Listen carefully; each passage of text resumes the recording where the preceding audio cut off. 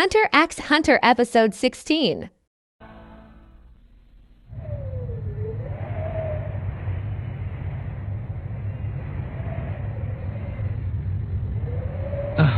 Walang problema kung yan ang gusto mo.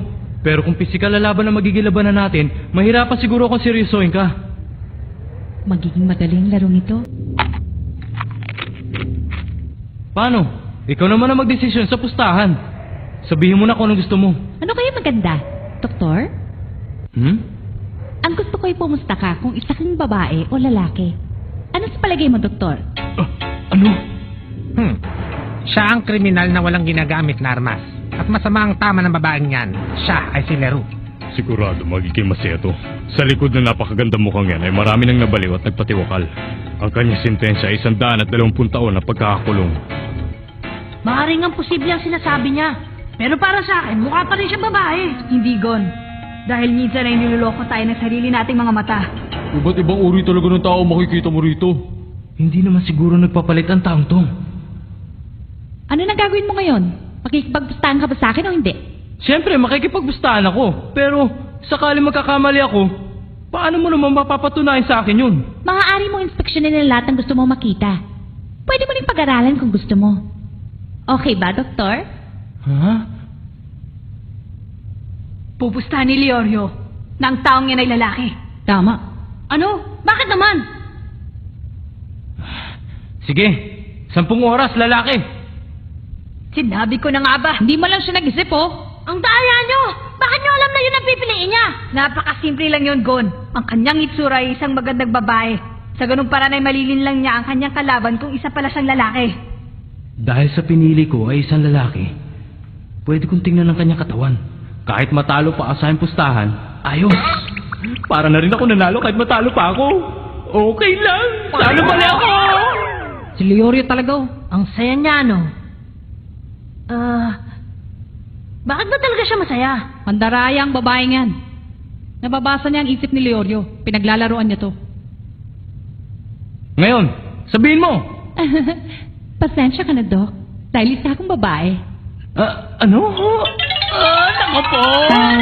Teke ang reaksyon niya. Ha? Papayagan mo ba akong tingnan ang... Titignan mo ang aking katawan? Siyempre, dahil sa oras na pinusto ko dyan, kaya kailangan mo ito mapatunay sa aming grupo. Sandali! Ano bang gagawin nilang dalawa? Abat! Bakit nasira ang monitor?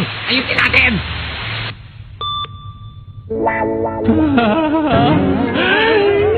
Ay, nagkamali ako. Pahamak talaga siya. Natalo tayo ngayon sa larong ito. Nagmadaling pumili si Leorio kahit hindi pa niya napagmamasdang mabuti ang kaanyuhan ng kanyang kalaban. Sa sugal, kapag hindi mo ginamit ang iyong isip, sigurado matatalo ka. Lalo na kung hindi mahalaga sa iyong ikaw manalo. Kung magsalita ka, para wala kang pakialam. Kapag natalo pa tayo, siguradong wala ng pag-asa. Kapag nangyari yun, hindi lamang tayo matatalo sa laro nilang ito. Makulong pa tayo sa loob ng 50 oras. Tama. Dahil ang lugar na kinalalagyan natin ay nasa pinakamataas na kwarto ng toring ito. 60 oras na lang ang natitira. Para makalabas tayo. Kapag nabawasan ng 50, 10 oras na lang.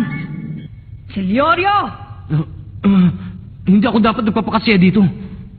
Dr. Leorio. Ha? Ngayon, ikaw naman ang magdedesisyon kung anong laro natin. O ano, Doktor? Tigilan mo nang ang pagtawag sa akin ng doktor. Nagsimula na. Ano? Bilisan mo na. Ang mga ngiti niyang ganyan. Kahit ako'y nanginig. Kahit sino pa sa mga kriminal na ito ay walang maglalakas ang loob na lumaban kay Leroux. Kaya sinisiguro kong hindi ka uubra sa babaeng yan. Ang tingin ko sa lalaking ito, masyado niyang pinahahalagahan ang pagkakaibigan ng pagtutulungan ng grupo. Sa madaling salita, iyon ang kanyang kahinaan. Madali siyang maloko pagdating sa kagandahan. Kaya naman wala siyang magawa dun sa pustang binigay ko sa kanya kanina. Totoo namang maganda akong babae. Kaya lalo siyang mahirapan. 10 oras na lang ang natitira para makalabas. Hindi ko na yun dapat ipatalo. Pero wala akong maisip na laban na sigurado mananalo ang aming grupo.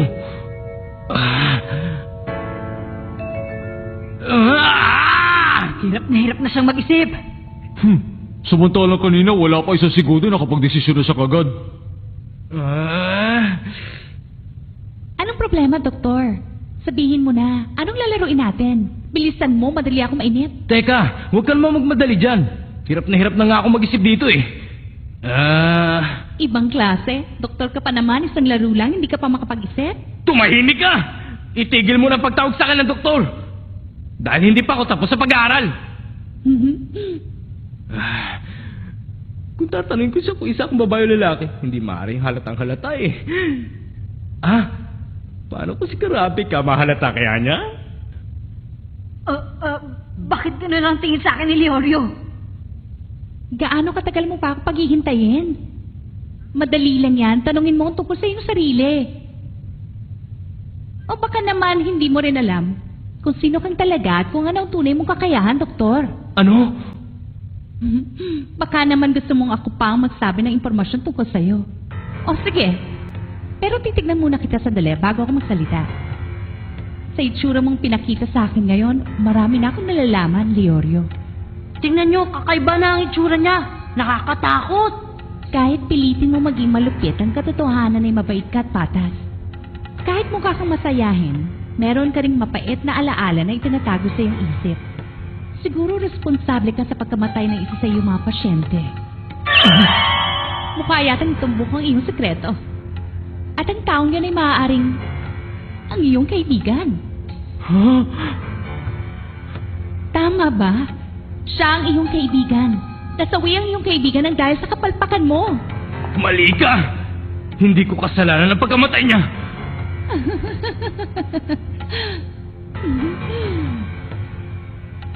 Leorio! Mukhang eksperto ang babaeng yan sa paninira ng isip ng ibang tao. Kailangan nating matulungan si Leorio. Ang tunay na laban ay nagsisimula pa lamang. Paglalaroon ko ang pagkakaibigan ang pinaka-importante sa'yo. Magiging masaya to. Ikaw naman ang aking pasyente ngayong doktor. At ako naman ang iyong manggagamot. Siguradong mapait ang iyong magiging katapusan. Sa gagawin ko'y baka tumalon ka pa dito sa itaas para matapos sa iyong kabaliwan. Tumigil ka! Pinagtatawanan ka ngayon ng iyong pumanaw na kaibigan, Leorio. Dahil nagkaksaya ka lamang ng 10 mahalagang oras para malaman kung talagang babae ako o hindi. Dahil sa kalokohan mo, ang lahat ng iyong kaibigan ay madadamay sa iyong pagbagsak sa Hunter exam. Tumigil ka na! Sabihin mo nga sa amin, paulit-ulit ka na lang ba magkakamali sa iyong buhay, Leorio? Baka pati ang mga bago mong kaibigan ngayon ay gaya mo doon sa isang pumanaw. Tignan mo ang iyong mga kasamahan. Hindi ba't ganyan ang mata ng iyong kaibigan bago siya pumanaw? Ikaw may kasalanan. Hindi sila makakapasa ng dahil sa iyo, Leorio. Tama na! Wala na siyang magagawa, kontrolado na ang kanyang isip. Huminahon ka! Leorio! Malaki ang tiwala naming lahat na kaya mo kaming iligtas! Totoo yan! Hindi kami magtatagumpay sa laban na to kung hindi ka namin kasama, Leorio! Palagay ko sa oras na to, wala na siyang naririnig na kahit ano. Leorio! Leorio! Para siyang daga na pinaglalaroan ng pusa. Ngayon, ano yung tatanong mo, Leorio? Ang itatanong ko ay...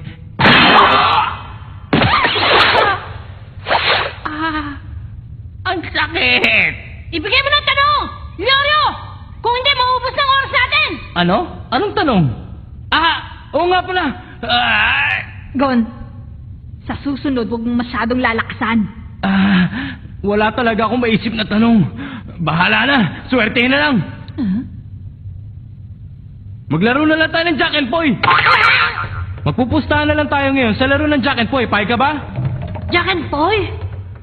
Siguradong wala na talaga siyang ibang maisip para manalo.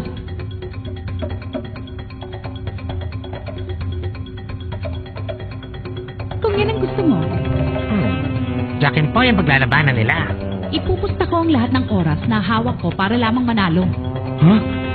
Ang lahat ng oras mo? Hindi naman yung magiging problema, hindi ba? Pwede ko ipusta ang lahat ng oras na gusto ko. Tsaka kahit na matalo ka, 10 oras lang mapapanalunan ko, kaya wala kang dapat ikatakot. Kapag natalo ako, wala na kaming oras. Asar! Bakit ba ang puro pagkatalo lang iniisip ko? Malaking pagkakataon ito para sa amin. Maaaring malaki ang kanyang tiwala na manalo siya sa Jack and Poy. Sa palagay ko, malaki ang tsansang manalo ni Leorio sa Jack and Poy. Wala akong tiwala. Dahil ang larong Jack and Poy, kailangan ng matinong isip. Matinong isip? Hindi na kailangan yon. Maglalaro ka lang naman eh. Kapag iisipin mong mabuti ang laro, ang tsansa mo para matalo ay 1 sa 3. Ang natitirang 2 ay maaari mong ikapanalo o magtabla. Kaya naman, ang tsansang manalo ng bawat manlalaro ay halos 70%. Pero, ang problema ay pareho silang dalawa. Tama ka. Kaya lang, delikado tayo. Dahil walang ibang taong pwedeng lumaban dyan kundi si Leorio.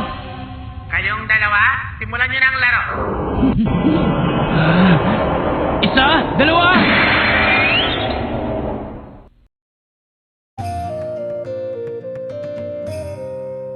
Sana hindi magkamali si Leorio dahil karaniwan sa mga tao ang unang ginagamit ay... Tatlo! Gunting!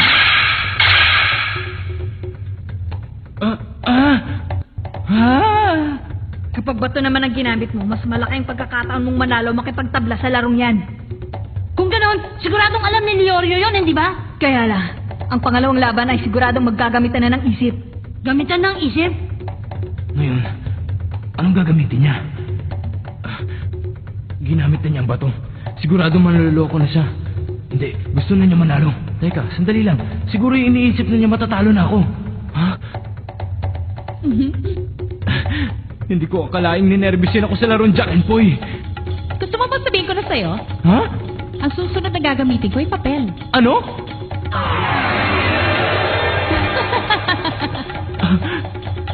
Nagsisinungaling ba siya o nagsasabi ng totoo? Alin sa dalawa? Hindi ko mabasa ang laman ng kanyang isip. Leorio!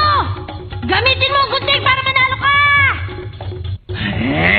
Tumahimik ka dyan! Di ba gunting ang tatalo sa papel? Mabuti pang tumahimik ka na lang dyan! Ano ba talaga? Papel ba to o gunting? Ano? Handa ka na ba? O sige! Heto na ako! 1, 2, 3!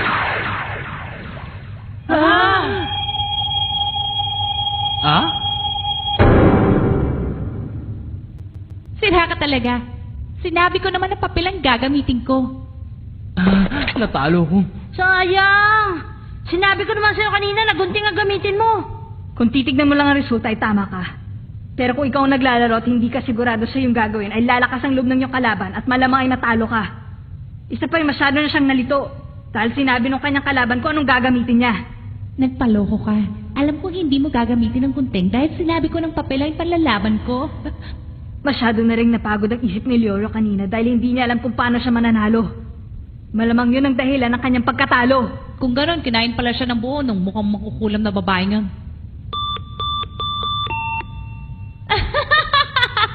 Tapos na ang laro namin, Jack and Poy. Si Dr. Leorio nagpatalo sa kanilang grupo. Ang laban sa pagitan ng dalawang doktor ay masyadong madaling natapos. Ngayon ay patas na ang putos ng 2 grupo. Hindi lang yun. Magbabayad pa tayo ng 50 oras dahil sa pagkatalo natin sa pustahang ito. Paano yan, Kurapika? Ilang oras na lang ang natitira sa atin. Mahigit na 9 na oras na lang. Hindi na importante kung ilan pa ang nalalabing oras. Dahil ang hahantungan ng makakalaban ko ay katapusan. Pasensya na. Sana nagbarahan na lang kami. Kaysa doon sa larong Jack and Poy, mas malaki pa sana ang pag-asa ko manalo. Nakakahiya ka talaga. Ang huling laban ng dalawang grupo. Ang mga manlalaro ay... Teka, sandali lang. Sino na lang ba natitirang lalaban sa ating grupo? Ako yun. Ha? Nakakainis talaga maghintay. Muntik na ako makatulog. Anong? Bakit hindi nagtingin mo sa akin? Dapat pala ipinanalo ko na lang yung laro ko kanina. Kapag ginamit na naman nilang isip, ay siguradong talo na tayo. Gon, payagan mo na ako. Isang ano lang. Minahon ka! Yan ang pinakuling salita ko tatanggapin ko mula sa isang talunan. Inaamin ko na pagdating sa kwentuhan, siguradong susuko na ako sa kanila. Huwag kang magalala. Alam kong kahit na anong laban ay siguradong mananalo ka. Malaki ang tiwala namin sa'yo. Gon. Kanina'y alam mong bato ang mauna. Huwag ka maghahamon ng Jack and Poy! Talaga?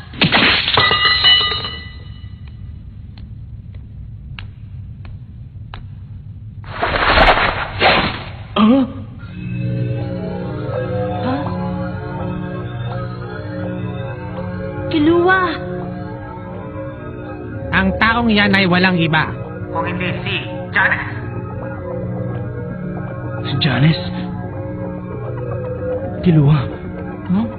Tatanggapin ko ang ating pagkatalo. Huwag mo na lang ituloy ang paglaban sa kanya. Narinig ko na rin ang pangalan niya. Masyado siyang malupit. Tama ka. Janice ang matador. Isa siya sa may pinakamarami tinapos na buhay sa kasaysayan ng Japan.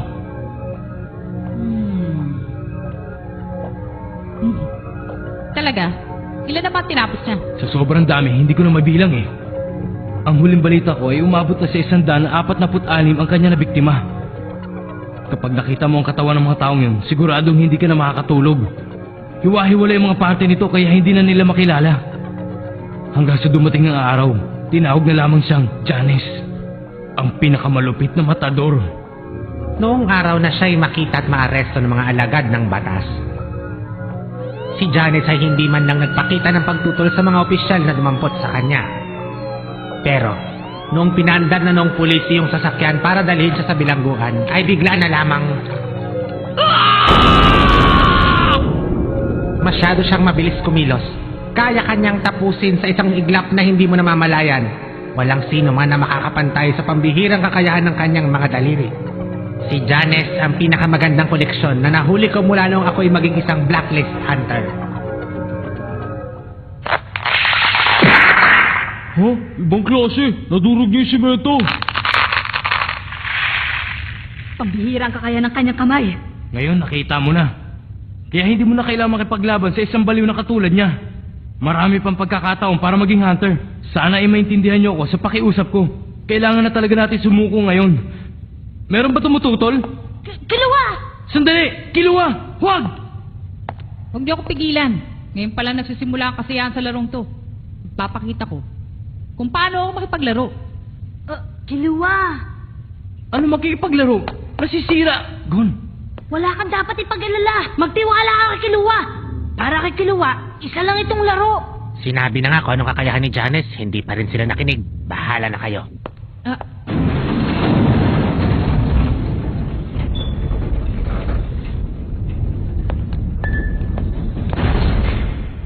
Matagal na panahon na rin na hindi nakatikim ng bata ang aking kamay. Talaga lang ah. Gon! Kapag ang taong yan ay nakalaban mo, hindi mo na kailangan ng utak. Ang alam lang niyang gawin ay sumugod na sumugod sa kanyang katunggali. Huwag kang mag-alala. Teka, anong kondisyon sa ating laban? Kondisyon? Gon, sabi ko, huwag kayo mag-alala. Huwag ka na mag-isip ng kung ano-ano pa. Dahil ang mangyayari ngayon ay tiyak na pagsisisihan mo. Wala akong interes sa pagsusulit o kalayaan. Ang gusto ko lamang ay pulbusin ang iyong katawan. Yun lang ang wala ng iba. Ang dapat mo lang gawin ay umiyak sa sakit na mararamdaman. Sige, kung ganon, ang laban natin na ito ay hanggang katapusan. Kilua, huwag ka nang lumaban. Kilua! Sige, kung yan ang gusto mo. Ha?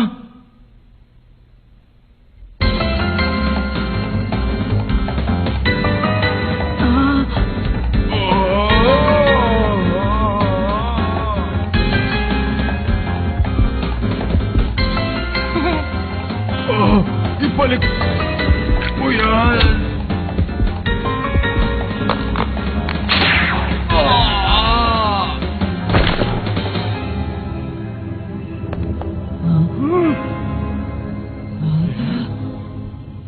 Paano ba yan?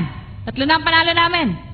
Sigurado naman palalampasin niyo kami dito. Oo, nanalo kayo. Kaya maaari na kayong umalis dito. Pero natalo kayo sa pustahan.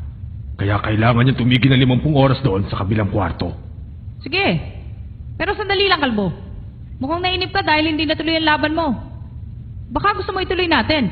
Hindi. Nalibang lang ako sa panonood. Miyembro siya ng pamilya tagapaslang. Oo, Zoldyck ang kanyang apelido. Gon, kailangan na nating umalis. Kilua, saan mo natutunan ng ganong kakayahan? Kung tutuusin, bali wala pa nga yun eh. Hindi wala nga pawis na tumulong sa akin.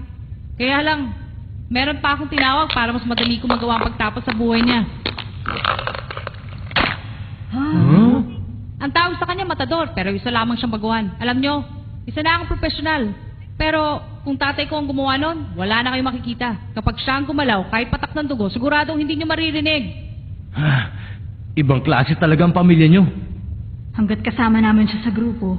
Kaya naman pala, ang batang ina ang galing sa pamilyang Zoldyck. Lahat sila ay may nakakatuwa at pambihirang kakayahan.